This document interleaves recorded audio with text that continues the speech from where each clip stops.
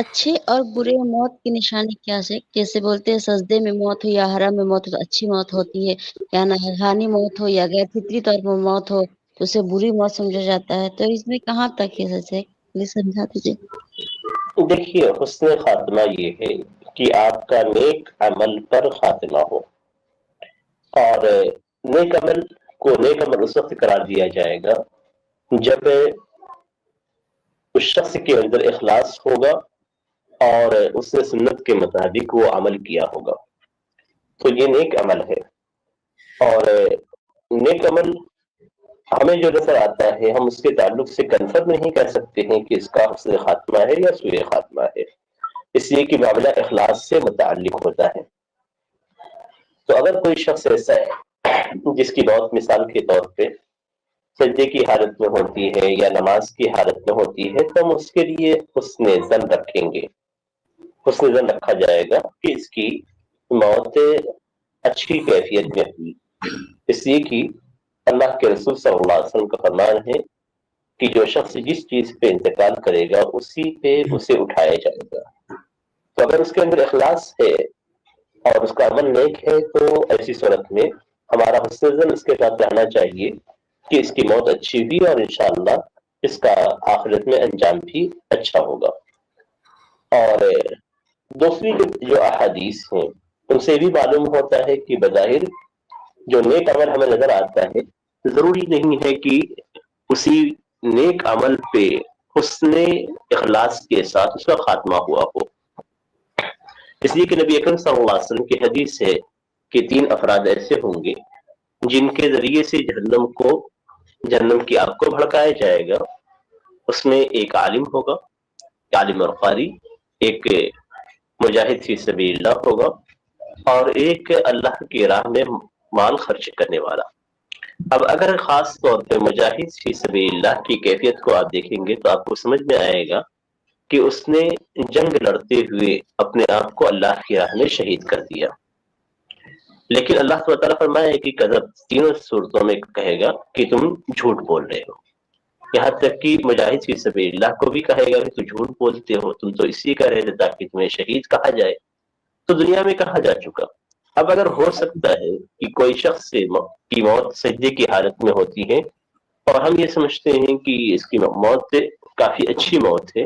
لیکن اس نے دکھاوے کے لیے نماز پڑھی اور اسی چیز پہ اللہ تعالیٰ نے اسے موت دے دی، تو یہ تو اچھی موت نہیں ہے۔ تو اس طریقے سے ہر شخص کے تعلق سے یہ گمان رکھنا کہ یہ اچھی موت ہے یا بری موت ہے یہ بہتر نہیں ہے۔ البتہ کوئی شخص اگر گناہ کے کام پہ انتقال کرتا ہے تو ہاں اس کے تعلق سے سوء ظن رہے گا کہ اس کی موت بری ہے، اس لیے کہ اس کا برا عمل بالکل واضح ہے۔ لیکن کوئی شخص اگر نیک کے عمل پہ موت پاتا ہے تو ہم یہ نہیں کہیں گے کہ اس کا نیک حالت میں مرنا یہ اس کا حسن خاتمہ ہے، اس لیے کہ نیت کی تبدیلی کی وجہ سے سوء خاتمہ ہو سکتا ہے۔ اور آپ صحابہ کرام کے حالات کو دیکھیں گے تو آپ کو معلوم ہوگا کہ بہت سارے افراد، بہت سارے صحابہ کرام کی موت نارمل ہوئی اور گھر کے اندر ہوئی، اللہ کے رسول صلی اللہ علیہ وسلم کی موت خود اس حالت میں ہوئی۔ تو اسے معلوم ہوتا ہے کہ حسن خاتمہ اور سوء خاتمہ کا تعلق انسان کے اپنے اعمال سے ہے، اور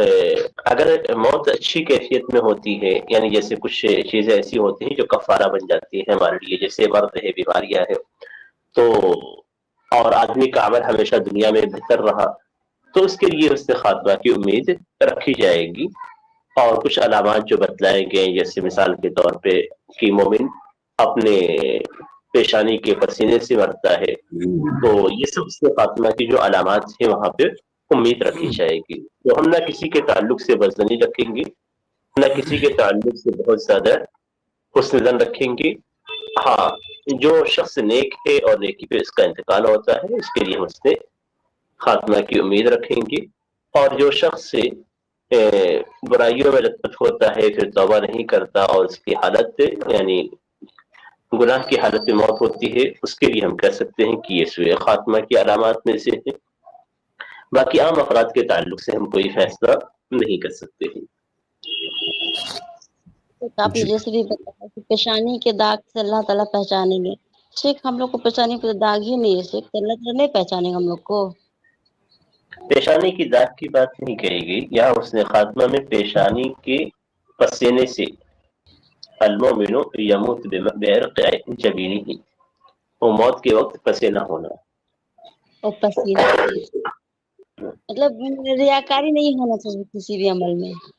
عمل کے اندر ریاکاری ہے تو وہ عمل برباد بھی ہے اور اس کی سزا بھی ہے. ہمیں صحیح. اصل میں ہر شخص کو خود کوشش کرنی چاہیے کہ اس کے اعمال نیک رہے، تاکہ کسی بھی حالت میں اس کی اگر موت ہوتی ہے تو نیکی کرنے کے بعد موت ہو. جیسے مثال کے طور پہ کوئی شخص ایکسیڈنٹ پہ موت ہو جاتی ہے اور بدن کے حصے سے کٹ جاتے ہیں پھٹ جاتے ہیں تو لوگ برا تصور کرتے ہیں، یہ غلط ہے. یہ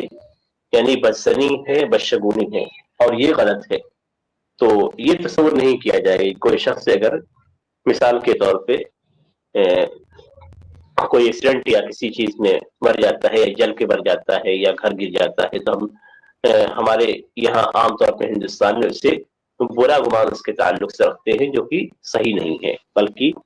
جو شخص دب کے مر جاتا ہے اس کو شہید کا درجہ دیا گیا، پیٹ کی بیماری مرتا ہے تو اس کو شہید کا درجہ دیا